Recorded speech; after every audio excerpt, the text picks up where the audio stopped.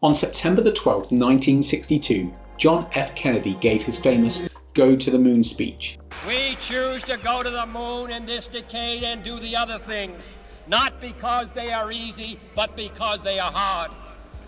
In doing so, he aligned an entire nation with one goal, a literal moonshot. The story goes that shortly after this, JFK was visiting NASA when he asked a janitor what his role was. The janitor replied, "Well, Mr. President, I'm helping to send a man to the moon."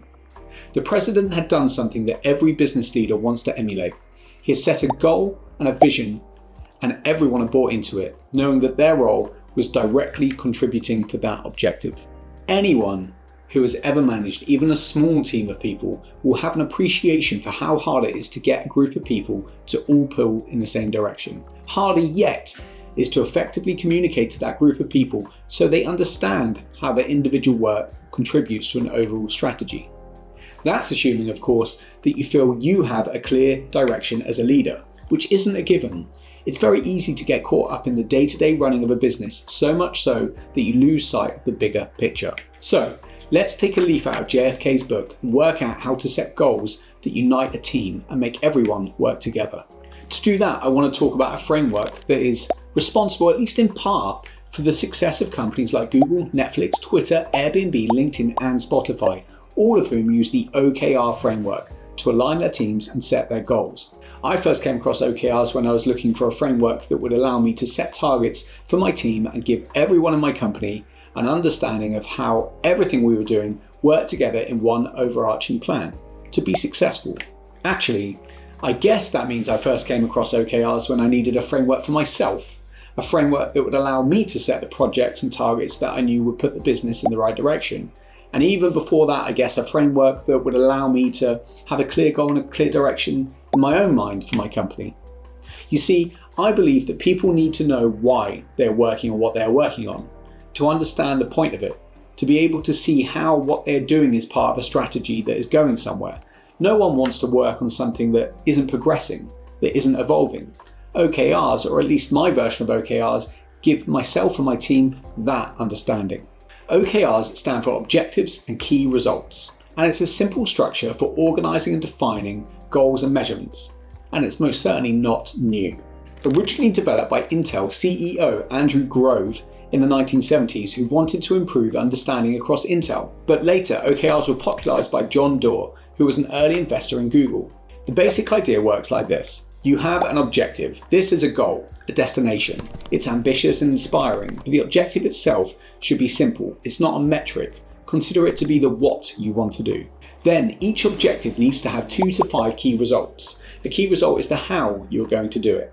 Key results are measurable and factual. They're undeniable. You either do it or you don't. A key result leaves no room for a subjective outcome. Now, in my organisation, we have another layer above objective, and that is something called a BHAG, which stands for a big, hairy, audacious goal. It's here that we define the overarching, super ambitious, long-term aim for the company. This is how they work together in a simple example. BHAG. Be a successful business YouTuber. Objective 1. Create a good YouTube channel. Objective 2. Grow said channel. Each objective then has key results. The objective 1 of create a good YouTube channel has a key result 1 of launch a channel in 2024, and a key result 2 of post 2 videos per week, one on a Monday and one on a Thursday.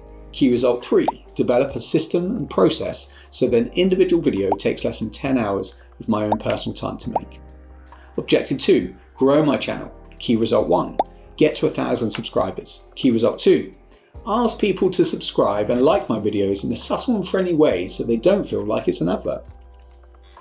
So we have a BHAG, an overarching goal, a set of objectives that together lead to the goal, and key results to get us there.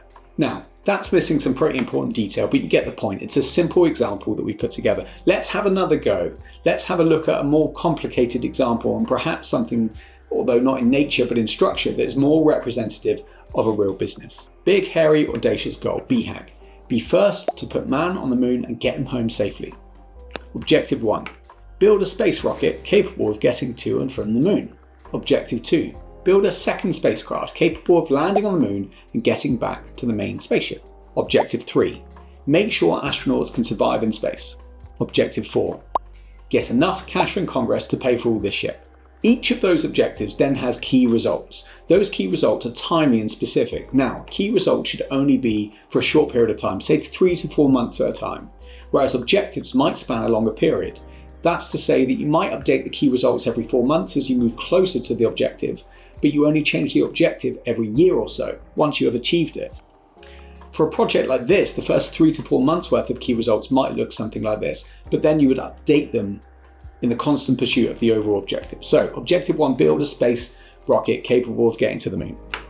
Key Result 1, design spaceship by Christmas 1962. Key Result 2, prototype spaceship by January 1963. Key Result 3, test prototype spaceship by March 63. And Key Result 4, keep the environment tidy and the floor swept. Now, your Objective 2 would be build a second spacecraft capable of landing on the moon and getting back to the main spaceship, but the Key Result 1 might be design spaceship by 1962, Key Result 2, prototype, so on and so forth. Very similar to the first one, we're just prototyping and designing, and that's the first set of things we need to do to achieve that objective. Objective 3, make sure astronauts can survive in space. That one's pretty important. Key Result 1, calculate the amount of oxygen, food and water required for the trip. Key Result 2, train astronauts to survive 3 times G-force. Key Result 3, make a spacesuit that's suitable for a low gravity, zero oxygen environment. Objective 4, get enough cash from Congress to pay for all this shit. Key Result 1 would be calculate how much we need. Key Result 2, get Congress to say yes by the 1st of January 1963. Now, obviously these are silly examples that I've tried to keep simple. What you can see here is that you have a BHAG, then you have your objectives and your key results.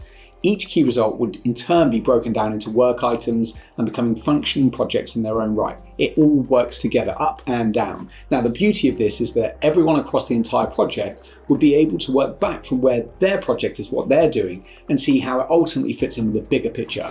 It creates that togetherness, that sense of working towards the same goal. Now, back down to earth, how exactly can this work in your company or my company, and why should you consider it? Most importantly, how do you do it in a way without it taking up all of your time? So any business of any size needs some fundamentals. It needs a clear idea of what it's trying to achieve in both the long term and the short term. It needs a team that understands those company goals. Every business needs every single person in its team to have a clear individual objective and goal so that they know if they're being successful as individuals. It needs every person in the team to understand how their individual work contributes to the overall company goal. Now, if your business already has that, then you're golden. If you can walk up to anyone in your company right now and ask them what their goals are, what the company's goals are, and how those things intersect, then please stop watching this video. You may as well, you're wasting your time. You've already got it nailed. Thank you for watching. We liked having you here. Come back next time. Now, if that isn't you and you can't do that, then keep watching. The OKR structure will help you define these things. The structure was agile enough for Google, who introduced OKRs when it was only 1 year old. And I'm telling you, no matter what your company does, I doubt that it's more complex than Google was in the early 2000s. The good news is that these days there are lots and lots of good software products that you can use that do a lot of the hard work of OKRs for you. You can adapt them to your own company needs, but you don't have to spend hundreds of hours dealing with them if your company is too small to have dedicated resources for measurements and targets and controls. The software can kind of do a lot of it for you. If you just Google it, you will find it. It's there. There's loads of them. The idea of OKRs is to learn as you go. You shouldn't hit every objective every quarter. Objectives are stretch goals. They're designed to help you move your business forwards, to take big leaps, and to do so as a team. I hope that helps. Thank you for watching. If you like and subscribe, then you can see more from us in future, and I hope you want to. I hope that's been helpful, and I'll see you on the next one. Thanks. Take care.